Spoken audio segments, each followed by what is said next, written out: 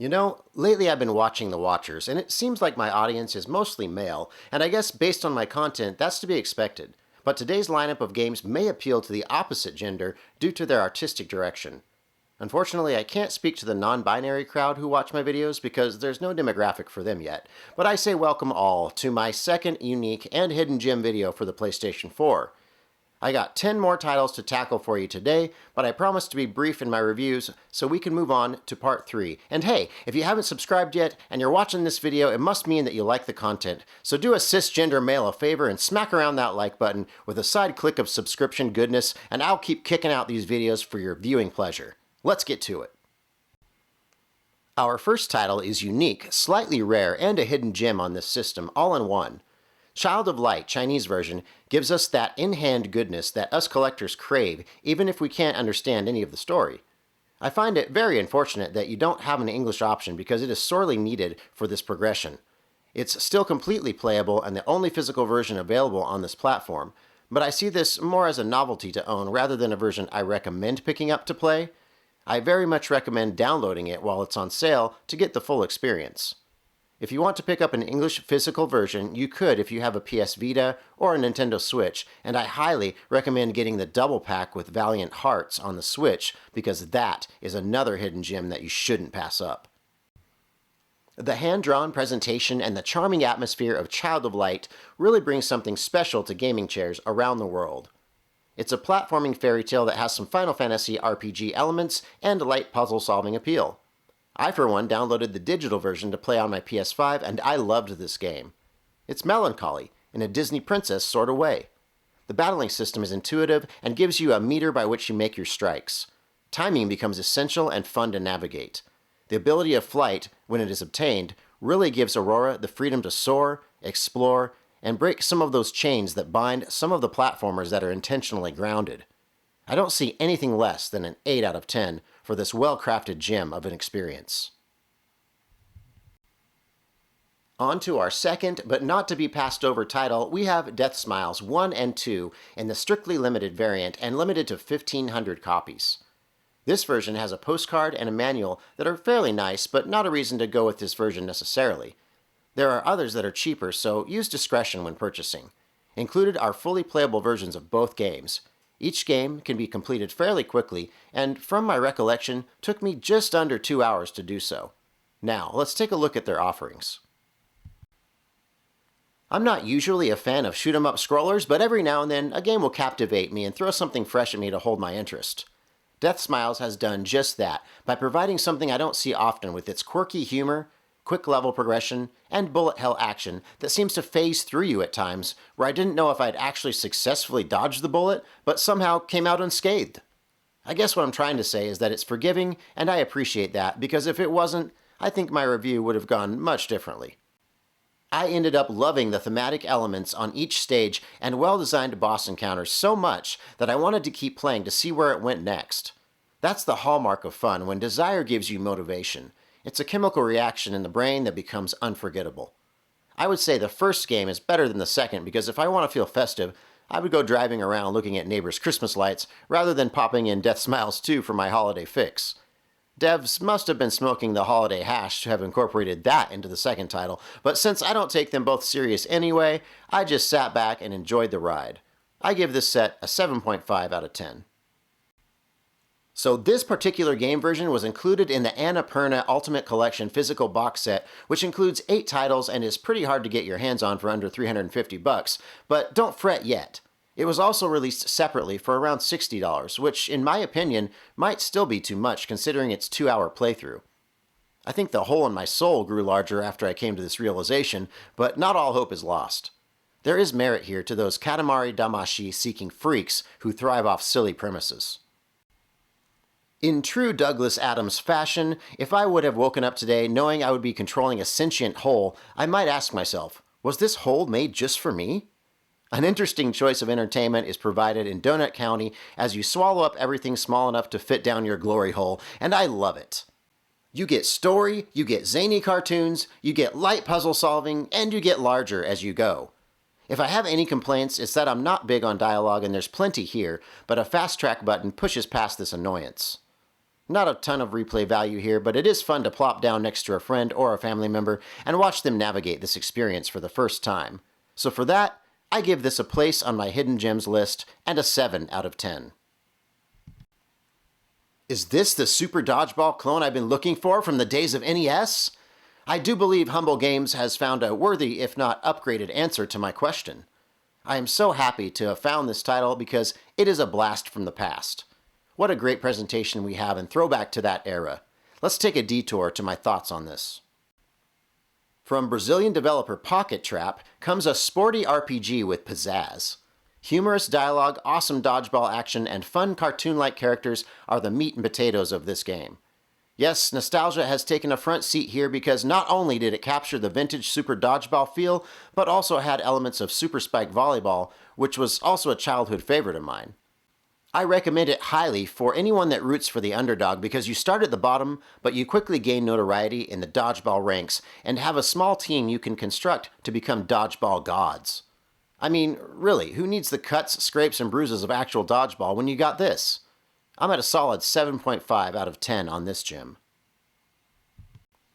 Out of left field, and what I mean by that is Japan. I have a game here that met and exceeded every expectation I had of it. Ender Lilies is a title not many people know about on the PS4, but what a shame that is. A platformer RPG with dark tones and older teenage-style content that could be considered mild gothic in nature, but very well executed. The rating system, Sero in Japan, says this is for 15 years and up, and I happen to agree with that target demographic. Let's slice into this because I was thoroughly impressed. Okay, first of all, without saying it, this game reminds me of so many others in the vein of, say, From Software? There, did I give it away? I love that most of these Japanese games are completely playable and subbed in English because I wouldn't want to miss this one. The atmosphere mixes innocence with dreariness. The antagonists, known as the Blighted, inhabit the space you occupy, and you must find a way to purify them. I found myself glued to the dark progression, amazing piano work, and a good layout of a lightly constructed weapon system. It's not overly difficult, but patterns of intricacy do manifest with certain boss fights.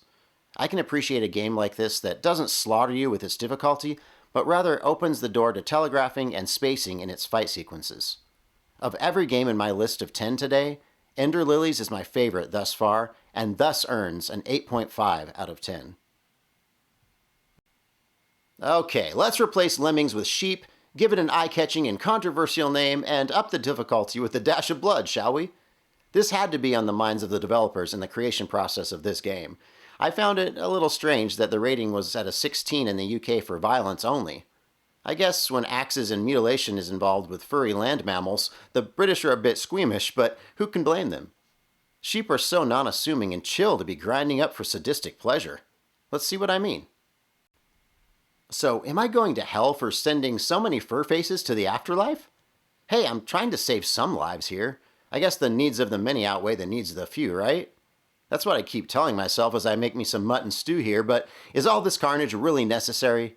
I say yes. In the name of all that is holy, I can justify my actions because I haven't committed near the homicide that some deities I know of have. Plus, I'm making concerted effort to save them. Overall, I would say this is a good wholesome activity for ages 6 and up, not 16. I feel confident in entering confession by not even mentioning I've played this. I would say this is a somewhat guilty pleasure and a 7 out of 10. Yes, non-binaries and gentlemen, we are looking at my second favorite game in my lineup today, and a rare game that isn't too well known about.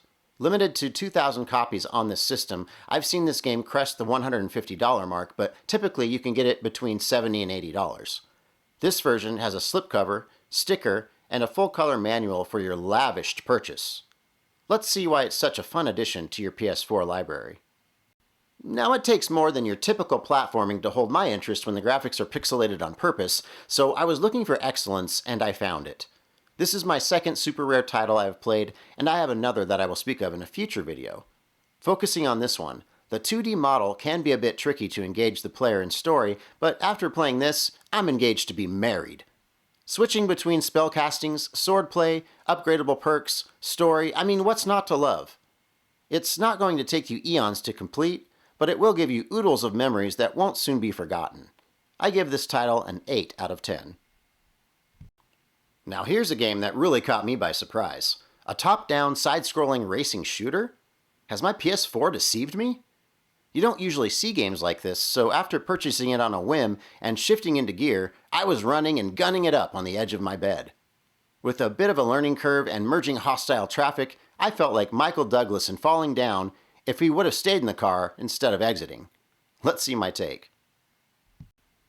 This batch of games has really ignited my nostalgia flame because we have another game that is reminiscent of Spy Hunter from 1983, and it's sorely overdue. The formula used here may be familiar, but not forgotten. It's an addictive gameplay of progress and upgrades to your vehicle. Mix that with smooth graphics, boss encounters, and unique gunning action, and you'll be singing Kumbaya as you blast your way to victory. The only gripe I have is how fast the difficulty changes from stage to stage. It may move a little fast for some that like to get their bearings and muscle memory accustomed to its progression, but I cannot discount what they were going for. It's quick fun with a bit of a learning curve and earns a 7 out of 10 from me. I found myself enjoying recent pickups from this publisher, so I've been exploring their titles, and I ran across this one. I think this cover really sold it for me at first because I picked up some Samus Aran vibes immediately. Most of the Humble games I've played are solid so far, so would this one be any different? I had to see for myself if Metroid had an evil twin that was flying under the radar, so I coughed up the $25 and commenced my playthrough. Now, initially, this game comes off as a bit slower than your average 2D side-scrolling action game, but over time it picks up slightly. However, it never got to the level of amazing, and I realized I was slightly duped by the artwork on the front. I have to highlight the visuals as my favorite part of the experience and Metroid-esque vibes, but I wasn't held to playing it for more than about an hour. I don't like to give scores based on this time frame, so again, I will give an impression-based score for the amount of time I played it and let you leave me a comment if I'm missing anything. Not to say it's bad, but I would have to give this about a 6.5 out of 10 until further notice. This is a low-print, independently made RPG adventure stealth game made by Lionel Galat, who worked with DreamWorks and Universal Pictures. I do believe this will appreciate in price, and it's already over $50 everywhere I've seen it thus far, so I recommend you get your claws on it before it blows up in price. What drew me to it besides the rarity was how the darker art reminded me of Don Bluth's work from The Secret of Nim or perhaps The Land Before Time. Let's take a dig into its world now. Stealth lovers need apply and will be right at home to traverse this dungeon-like atmospheric RPG. Graphics are done incredibly well, and I'd love to see this upgraded to PS5 to open up to its full potential. This is not a game you jump into copious amounts of action with, but rather a slow burn with style. I found the game somewhat difficult but satisfying once I thought of ways to outmaneuver my larger rodent antagonists. I have to say it's not a game for everyone, but maybe for those who appreciate pondering and applying wit to their gaming experience. For these reasons, it's hard to recommend to your average gamer and does require a lot of patience with trial and error, but the payoffs make this a tale to remember and a tale to tell your friends about. Despite all my rage and wishing these rats were in cages, I give this a 7 out of 10. Well folks, that will sum up my second PS4 Rare, Unique, and Hidden Gems video. Stick around because I have a feces ton more of titles I'll be showing to you from my growing collection. I feel that now is the time to collect for this system, hands down, so I hope these videos can boost your collection in the right direction. I appreciate your time as always, and I'll see you next time around. Cheers!